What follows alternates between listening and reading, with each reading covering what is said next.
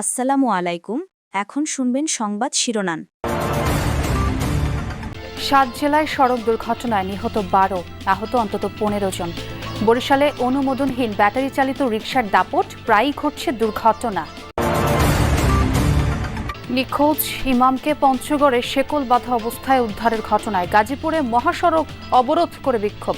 জড়িতদের গ্রেফতারের দাবিতে রংপুরেও কর্মসূচি। শেরপুরের নালিতাবাড়ির একটি গ্রামে মাটি খুললেই বেরোচ্ছে গ্যাস। রান্নার কাজে ব্যবহার করছে কেউ কেউ, ঝুঁকিপূর্ণ হলেও উদাসীন প্রশাসন। ভোলার মনপুরার কলাতলী ইউনিয়নে বিশুদ্ধ পানির সংকট, পর্যাপ্ত টিউবওয়েল না থাকায় খাল বিলের পানি ব্যবহার, ছড়াচ্ছে রোগবালাই। রাজশাহীতে পোষা বিড়াল নিয়ে ব্যতিক্রমী আয়োজন, বিভিন্ন জেলার শতাধিক পশুপ্রেমী অংশ নেন পেট ফেয়ারে। আসসালামু আলাইকুম। এতক্ষণ দেখছিলেন সংবাদ শিরোনাম, এখন দেখবেন বিস্তারিত। ৭ জেলায় আলাদা সড়ক দুর্ঘটনায় প্রাণ গেছে ১২ জনের, আহত হয়েছেন অন্তত ১৫ জন। এর মধ্যে সুনামগঞ্জে পর্যটকবাহী বাস খাদে পড়ে নিহত হয়েছেন মা মেয়ে, আহত হয়েছেন অন্তত ১০ জন। আহতদের বিভিন্ন হাসপাতালে চিকিৎসা দেয়া হচ্ছে।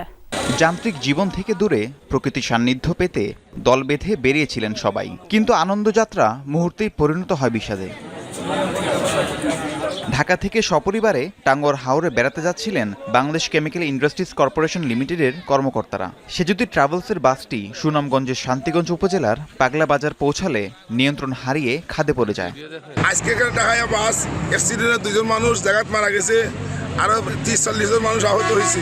40 থেকে 45 জন মানুষ, 2 জন জায়গায় মারা যায়।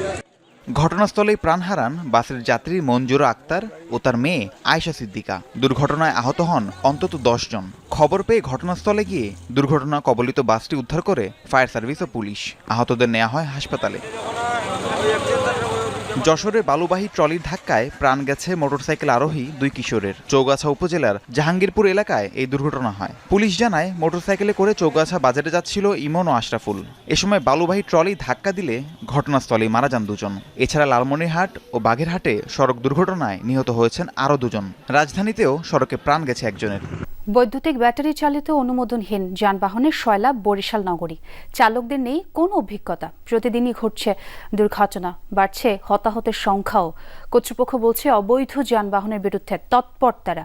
যদিও সাধারণ মানুষের অভিযোগ, অবৈধ বাহন ও বেপরোয়া চালকদের নৈরাজ্যের বিপরীতে পুলিশ ও নগর প্রশাসনের তৎপরতা খুবই সীমিত। টঙ্গী থেকে নিখোঁজ ইমামকে পঞ্চগড়ে শেকল বাঁধা অবস্থায় উদ্ধারের ঘটনায় ঢাকা ময়মনসিংহ সড়ক অবরোধ করে বিক্ষোভ করেছেন মুসল্লিরা। জুমার নামাজের পর গাজীপুর টঙ্গীর বিভিন্ন মসজিদ থেকে মিছিল নিয়ে মহাসড়কে 1.5 ঘন্টার মতো অবস্থান নেন তারা। অভিযোগ করেন, বিটিসিএল টিএনটি কলোনি জামে মসজিদের ইমাম মুহিবুল্লাহ মিয়াজি গত বুধবার সকালে বাসা থেকে হাঁটতে বের হয়ে অপহৃত হন। পরদিন পঞ্চগড় থেকে শেকল বাঁধা অবস্থায় তাকে উদ্ধার করা হয়। আন্দোলনকারীদের অভিযোগ, অখণ্ড ভারত ও ইসকনের পক্ষে তারা কথা বলে তাকে নানা সময় উড়ো চিঠি দেয়া হয়, না মানাতেই অপহরণ করা হয় বলেও দাবি করেন তারা। দ্রুত ঘটনার তদন্ত ও সুষ্ঠু বিচার দাবি করেন বিক্ষোভকারীরা। সামনের দরজা খুললে একজনের রুমাল না টিস্যু হাতে নিয়ে আবার মুখটা চাপিয়ে ধরছে, আর পিছন থেকে একজনে আমার এই অপারেশনের জায়গা পিছের আর কান সহ 3টা এমন জোরে জোরে থাপ্পড় দিছে, আমি আর সহ্য করতে পারি না, পড়িয়ে গেছি। খালি মারে আর কত গালিগালাজ করে, কিন্তু মানে এমন ভাষায় কথা বলে যে ভাষাগুলি বাংলাদেশের কারো ভাষা না। এদিকে ইসকন নিষিদ্ধ ইমাম মুহিবুল্লাহকে গুমকারীদের বিরুদ্ধে ব্যবস্থা নেওয়ার দাবিতে রংপুরে সর্বস্তরের সচেতন মুসলিম সমাজের ব্যানারে বিক্ষোভ হয়েছে। জুমার নামাজের পর সদর মসজিদের সামনে থেকে মিছিল শুরু হয়। নগরীর বিভিন্ন সড়ক ঘুরে প্রেস ক্লাব চত্বরে এসে শেষ হয় মিছিলটি। এ সময় তারা বলেন, পরিকল্পিতভাবে দেশে বিশৃঙ্খলা তৈরির চেষ্টা চলছে। এরই অংশ হিসেবে গাজীপুর থেকে ইমামকে গুম করে সীমান্ত এলাকায় নেওয়া হচ্ছিল। শেরপুরের নালিতাবাড়িতে মাটি খননেই বেরোচ্ছে প্রাকৃতিক গ্যাস। সেই গ্যাস দিয়ে আবার কয়েকটি পরিবার রান্নাও করছে। তবে এর মাঝেও রয়েছে এক আতঙ্ক। 10 থেকে 12 দিন ধরে মাটির নিচ থেকে গ্যাস বের হলেও প্রশাসনের কেউই খোঁজ নেয়নি। স্থানীয়দের নিরাপত্তা নিশ্চিত আর প্রাকৃতিক সম্পদের অনুসন্ধানের তাগিদ সকলের। খাবার পানির জন্য নলকূপ বসাতে খনন করা হয়েছিল মাটি। সেই গর্ত থেকে পানির বদলে বের হচ্ছে প্রাকৃতিক গ্যাস। নির্গত সেই গ্যাসে দিব্যি রান্নাবান্নাও করা যাচ্ছে। শেরপুর নালিতাবাড়ির পশ্চিম গাছকরা গ্রামে অন্তত 3টি স্থানে মাটি খোঁড়ার পর বের হচ্ছে এমন গ্যাস। গেল মঙ্গলবার গ্রামের কৃষক নূর মোহাম্মদ পানীয় জলের জন্য সাবমার্সিবল বোরিংয়ের কাজ শুরু করেন। 40 ফুট অতিক্রম করার পরই মাটির গভীর থেকে চাপ দেখা দেয়। পরে বুদবুদ শব্দে গর্ত থেকে বাতাস বের হতে থাকে। আগুন জ্বালালেই নিশ্চিত হওয়া যায় মাটির নিচে গ্যাসের উপস্থিতি। পাইপ মনে করেন উপরে তুললে আলা পরে মিস্ত্রি ডরায় তাড়াতাড়ি করে পাইপ তুললে আসে এখানে আর হবে না।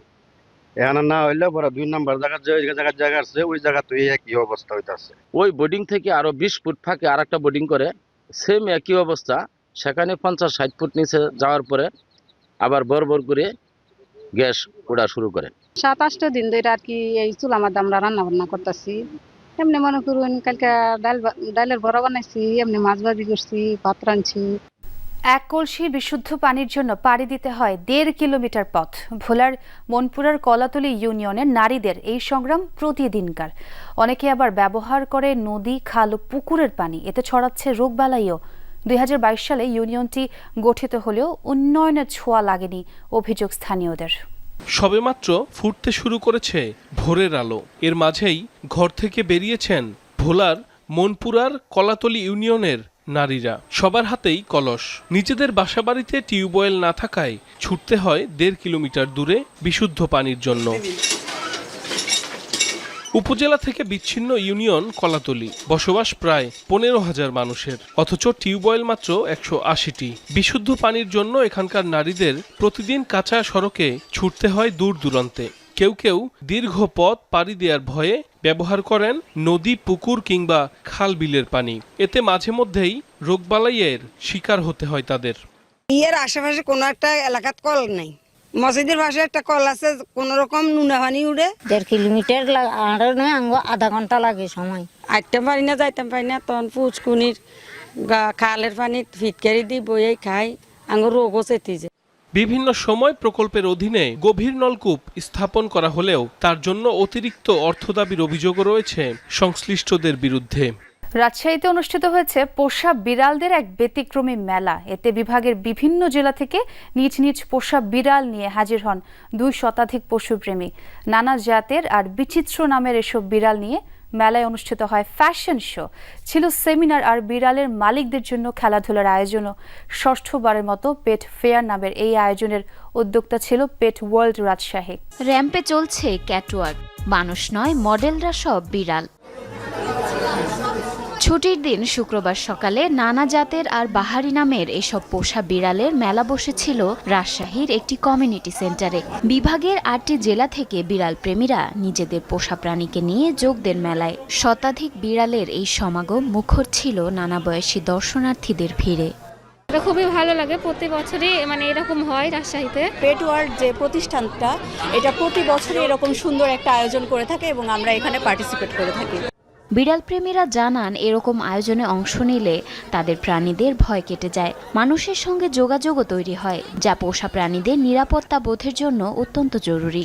প্রোগ্রামটা খুবই ভালো লাগছে। এখানে অনেক ধরনের বিড়াল এসছে, দেশি বিদেশি বিড়াল ছাড়াও আরো অনেক প্রাণীরা আসছে। বিড়াল ও মালিকদের নিয়ে খেলাধুলা আর নানা রকম আনন্দ আয়োজনের পাশাপাশি অনুষ্ঠিত হয় তথ্যভিত্তিক সেমিনার। 6ঠবারের মতো এই আয়োজনে আগের বারের তুলনায় বেড়েছে অংশগ্রহণ।